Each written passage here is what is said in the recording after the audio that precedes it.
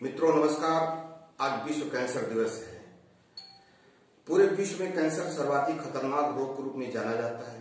वैश्विक स्तर पर लोगों को सर्वाधिक मौत का ये दूसरा कारण है। प्रतिवर्ष 9.9 मिलियन लोग कैंसर से मौत के शिकार हो जाते हैं, जिसके एक रिपोर्ट के तहत ये भी आया है कि 2030 तक यह मौत दुगना भी हो सकता है।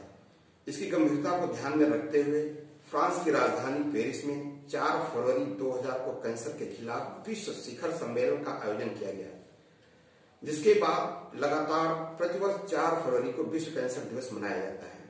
वर्ष 2019 से लेकर 21 तक विश्व कैंसर दिवस के रूप में जो मनाया जाता है उसका महत्वपूर्ण विषय है मैं हूं और मैं करूंगा, जिसका तात्पर्य है कि कैंसर से लड़ाई में विश्व के स्तर पर एक व्यक्ति कैंसर के खिलाफ एक योद्धा है और वह अपनी लड़ाई लड़ने के लिए स्वयं तत्पर है, जिसमें वह अपनी और अपने पूरे समाज की रक्षा कैंसर से कर सके। हर एक व्यक्ति ऐसा सोचे तो भला हो सकता है। जहां तक कैंसर का है तो कैंसर ऐसा रोग है जिसके बारे में चर्चा करने के लिए कमला नेहरू क्षेत्रीय कैंसर संस्थान की कैंसर रोग विशेषज्ञ डॉक्टर सोनिया तिवारी से हम वार्ता करेंगे, जो आज हमारे मीडिया कार्यालय प्रयागराज में आई है।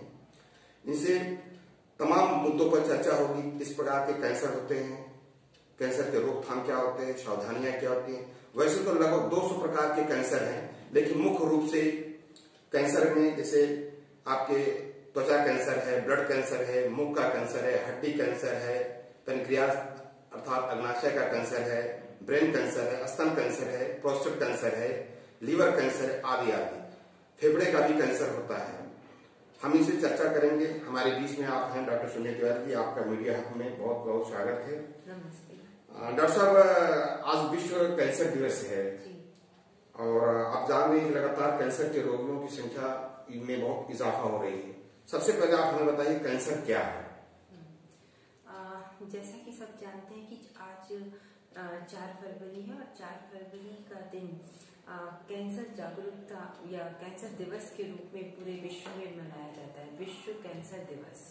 तो इस दिन को मनाने का उद्देश्य यही है कि कैंसर के प्रति लोगों में जागरूकता फैलाना कि कैंसर क्या है, क्यों होता है, क्या इसके कारण है।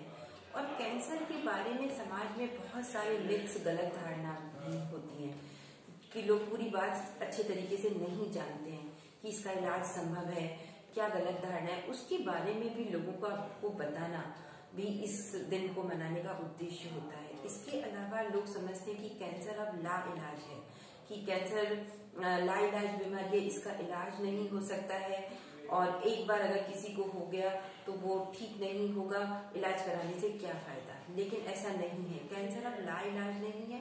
कैंसर का इलाज हो सकता है बशर्ते कि उसे हम जल्दी अर्ली स्टेज में ही डायग्नोसिस करें। कैंसर कितने प्रकार के होते हैं?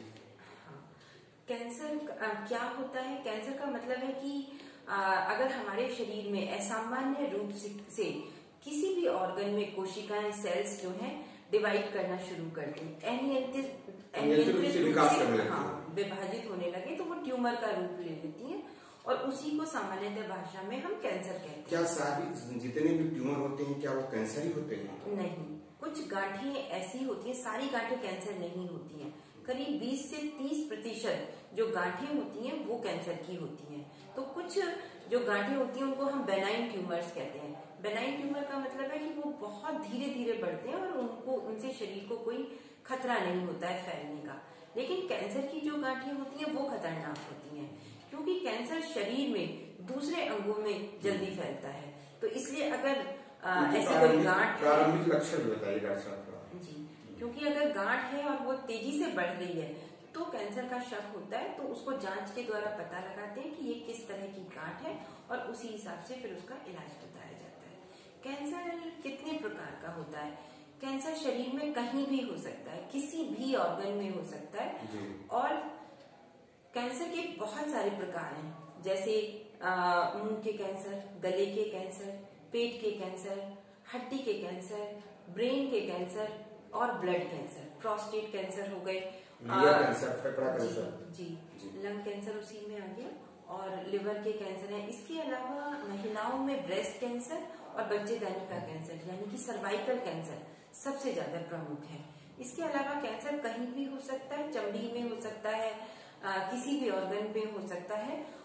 तो कैंसर इस तरीके से कई तरह का, इसके प्रकार भी कई तरह के हो सकते हैं, जैसे कार्सिनोमा में लिम्फोमास होते हैं, सार्कोमा होते हैं, और दूसरी तमाम तरह के कैंसर होते हैं, उसको जांच के द्वारा ही पता लगाया जा सकता है। अच्छा डॉक्टर साहब, कैंसर और ट्यूमर के बीच में अंतर कैसे समझेंगे हम, कैसे पहचानेंगे? जैसे मैंने अभी बताया कि हर गांठ कैंसर नहीं होती है, तो कुछ ट्यूमर सिंपल होते हैं, वो तेजी से नहीं बढ़ते, उनको बेनाइन ट्यूमर कहते हैं। तो उनसे शरीर को कोई खतरा नहीं होता है। उसका इलाज है कि अगर वो बढ़ रहा है तो उसको ऑपरेशन के द्वारा निकाल दें। लेकिन अगर उसमें जांच पे, जैसे FNAC करते हैं हम, बायोप्सी करते हैं, अगर उससे ही हमें पता चलता है कि ये किस टाइप का ट्यूमर है, अगर उसमें मैलिग्नेंसी यानी कैंसर आ जाए तो वो मतलब खतरे की जांच के बाद कंफर्म हो पाएगा। तो वो बायोप्सी से ही पता चलता है कि ये किस टाइप का ट्यूमर है और क्या इलाज करना है। अच्छा, कैंसर के इलाज में एक पद्धति रेडिएशन और कीमो, ये क्या है डॉक्टर साहब, रेडिएशन और कीमो? जी, ट्रीटमेंट करने से पहले हमें स्टेजिंग देखना पड़ता है कि मरीज के कैंसर कौन से स्टेज पे है। कैंसर की 4 स्टेज होती है, पहला, दूसरा, तीसरा और चौथा। तो पहला दूसरा जो स्टेज होता है वो अर्ली स्टेज कहते हैं उसको। तो अगर इसमें पहली दूसरी स्टेज पे ही मरीज हमारे पास आ जाए तो लगभग 90% मरीज ठीक हो जाते हैं। 90% पहले स्टेज। एडवांस स्टेज में कुछ कैंसर ठीक होते हैं, लेकिन चांसेस कम हो जाते हैं, जैसे 40 to 50% चांसेस होते हैं। और चौथी स्टेज में वो दूसरे अंगों में फैल जाता है, जिसे मेटास्टेसिस कहते हैं। तो उस टाइम पे इलाज तब भी होता है, लेकिन पूरी तरीके से ठीक नहीं हो पाता। उसमें जो मरीज का सर्वाइवल है वो कुछ टाइम के लिए बढ़ जाता है, तो उसके लिए भी इलाज किया जाता है। अच्छा, इससे बचाव के बारे में बताइए कि क्या रोकथाम बचाव हो, ये बहुत जरूरी कैंसर का दर्शकों के लिए। इलाज, जैसे अभी आपने पूछा कि रेडिएशन और कीमोथेरेपी, तो कैंसर का इलाज सर्जरी यानी ऑपरेशन के द्वारा, रेडिएशन के द्वारा और कीमोथेरेपी के द्वारा किया जाता है। सर्जरी ये डिपेंड करता है कि किस स्टेज पे पेशेंट आया है। तो कुछ ट्यूमर्स में को निकालने के लिए ऑपरेशन की जरूरत पड़ती है तो सर्जरी की जाती है, कहीं पे रेडिएशन की जरूरत पड़ती है तो पहले रेडिएशन किया जाता है। कई बार ऑपरेशन के बाद सर्जरी और कीमोथेरेपी के द्वारा फिर उसका पूरा इलाज किया जाता है कैंसर का।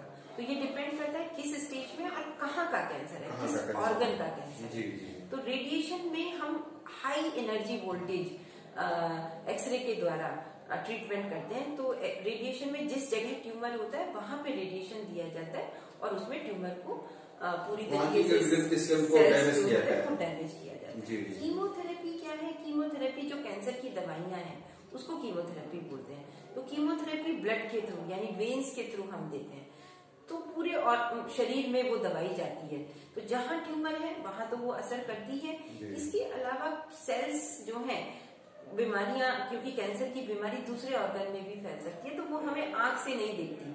तो कीमोथेरेपी का काम यही है कि शरीर में जहां भी कैंसर की सेल्स है वो उसको खत्म कर दे। तो इस तरीके से। अच्छा डॉक्टर साहब, ये आपने बहुत महत्वपूर्ण जानकारी दिया, लेकिन आप ये बताइए हमारे दर्शकों के लिए कि आखिर कैंसर जैसे भयानक रोग से कैसे बचा जा सकता है? जी, कैंसर से बचने के लिए उसके कारण को जानना पड़ेगा कि कैंसर के क्या कारण है, क्यों होता है। तो कैंसर के बहुत सारे कारण होते हैं, एक नहीं होता। उसमें सबसे प्रमुख कारण है कि तंबाकू का प्रयोग। तंबाकू का प्रयोग किसी भी रूप में, स्मोकिंग के रूप में या फिर च्युइंग के रूप में, जो चबाते हैं, पान मसाला चबाते हैं, पान में रख के चबाते हैं, तो उससे मुंह के गले के कैंसर सबसे कॉमन है और जिनको हम आसानी से पहचान भी सकते हैं कि मुंह में कोई घाव है, छाला है, ठीक नहीं हो रहा है, तो जाके आप डॉक्टर को दिखाएं और अगर उसमें कोई बीमारी है तो उससे कैसे उसका इलाज करना है। इसके अलावा अल्कोहल, शराब का सेवन, उससे भी बहुत सारे कैंसर होते हैं। इसके अलावा मोटापा, आजकल लोग सारे दिन बैठ के काम कर रहे हैं तो ध्यान नहीं देते हैं सेहत पे, तो वजन बढ़ता चला जाता है दिन प्रतिदिन।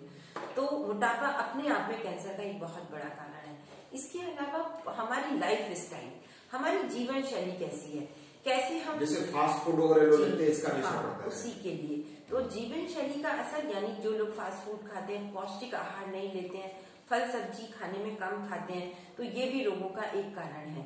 जैसे स्टूडेंट्स हैं या फिर जिनकी जॉब ऐसी है, पूरा दिन काम करते हैं, एक्सरसाइज नहीं करते हैं, खाना भी प्रिजर्वेटिव बाहर का खा लेंगे, तो उसमें भी बहुत सारे ऐसे केमिकल होते हैं तो जो जाके कैंसर का कारण बनते हैं। इसके अलावा जो लोग धूप में बहुत टाइम तक काम करते हैं, 8 से 9 घंटा, 10 घंटा, जैसे आपने देखा होगा पुलिस वाले, वर्कर्स हैं, लेबर हैं, तो उनमें भी स्किन कैंसर के चांसेस बढ़ जाते हैं। इसके अलावा जिस जगह में हम काम कर रहे हैं, जो वर्किंग प्लेस है, जैसे फैक्ट्रीज हैं, सीमेंट की फैक्ट्रीज हैं, एस्बेस्टस का जहाँ पे काम होता है, निकेल, कोबाल्ट, ये सारे ऐसे केमिकल रासायनिक तत्व जी जो शरीर में जाके कैंसर के रोग का कैंसर का रोग है। जी जी, पॉल्यूशन, एयर पॉल्यूशन जो है अपने आप में एक लंग कैंसर का कारण है। स्मोकिंग के अलावा स्मोकिंग सबसे बड़ा कारण है लंग कैंसर का। इसके अलावा लोग जो है उनका वर्किंग प्लेस, जैसे अभी बताया, या फिर वर्किंग प्लेस में जो लोग रेडिएशन एरिया में काम करते हैं, जैसे एक्सरेज में काम करते हैं, न्यूक्लियर मेडिसिन में काम करते हैं, तो वहां पे भी ऐसी रेज निकलती हैं जो शरीर के लिए हानिकारक है। तो ये सारी चीजें हैं। और कुछ कारण ऐसे होते हैं जो हम बदल नहीं सकते, जैसे किसी की फैमिली में जेनेटिक चेंजेस हो गए हैं, तो जिसमें जेनेटिक है, सेल के लेवल पे चेंजेस हो गए हैं, उसमें हम कुछ नहीं कर सकते। या फिर उम्र की वजह से भी कैंसर होते हैं, उम्र जैसे जैसे बढ़ती है तो कुछ कैंसर, उम्र बढ़ने के साथ साथ कैंसर का भी खतरा बढ़ता है, तो उसको बदला नहीं जा सकता। अच्छा डॉक्टर साहब, एक चीज आप बताइए, तो प्रिवेंशन के लिए जो बचाव के जो उपाय हैं, जो कारण है, उन्हीं से हमें बचना है। जैसे अल्कोहल का और तंबाकू का सेवन ना करें, अच्छी लाइफस्टाइल अपनाएं, बैड हैबिट छोड़ दें, योगा करें, प्राणायाम करें, जी, तो उससे हमारे शरीर की इम्यूनिटी बढ़ेगी। पौष्टिक आहार लें, तो ये सारी चीजें ऐसी हैं जिससे कि आप कैंसर जैसी बीमारी से बच सकते हैं। इधर भी बहुत है, देखा गया। इसके अलावा प्रिवेंशन के लिए एक चीज मैं और कहना चाहती हूँ, महिलाओं में है जैसे ब्रेस्ट कैंसर और सर्वाइकल कैंसर, बच्चेदानी का कैंसर सबसे प्रमुख कैंसर है, तो इसको बचा भी जा सकता है। इसके प्रिवेंशन के भी उपाय हैं, जैसे ब्रेस्ट के लिए जल्दी अगर हम डायग्नोज कर लें, उसके लिए मैमोग्राफी, 40 साल की उम्र के बाद हर महिला को मैमोग्राफी करानी चाहिए, जिससे स्तन कैंसर का जल्दी से जल्दी पता लगा सके, और शुरुआती अवस्था में इससे पता लग सकता है, जिससे शुरू में ही इलाज करके वो बिल्कुल ठीक हो सकते हैं। इसी तरीके से बच्चेदानी का कैंसर, उसके लिए पैप स्मीयर टेस्ट होता है। पैप स्मीयर टेस्ट में हम क्या करते हैं कि बच्चेदानी से पानी लेके उसको जांच के लिए भेज देते हैं, जिससे हमें बहुत अर्ली स्टेज पे ही ये बीमारी का पता लग जा सकता है और ठीक हो सकते हैं। इसके अलावा बच्चेदानी के कैंसर के बचाव के लिए अब वैक्सीन आ गई है, जिसे हम HPV वैक्सीन कहते हैं, क्योंकि बच्चेदानी का जो कैंसर है वो HPV इन्फेक्शन से होता है, वो कॉमन है, हर एक को होता है, तो उसके लिए वैक्सीन है। तो ये वैक्सीन कब देनी चाहिए? हर महिला को इसको लगवाना चाहिए, स्पेशली शादी के पहले, मैरिज से पहले ही 9 साल से 26 साल की उम्र के बीच में ये वैक्सीन लगवा लेनी चाहिए सबको, जिससे इस बीमारी से बचाव होने में मदद मिलती है।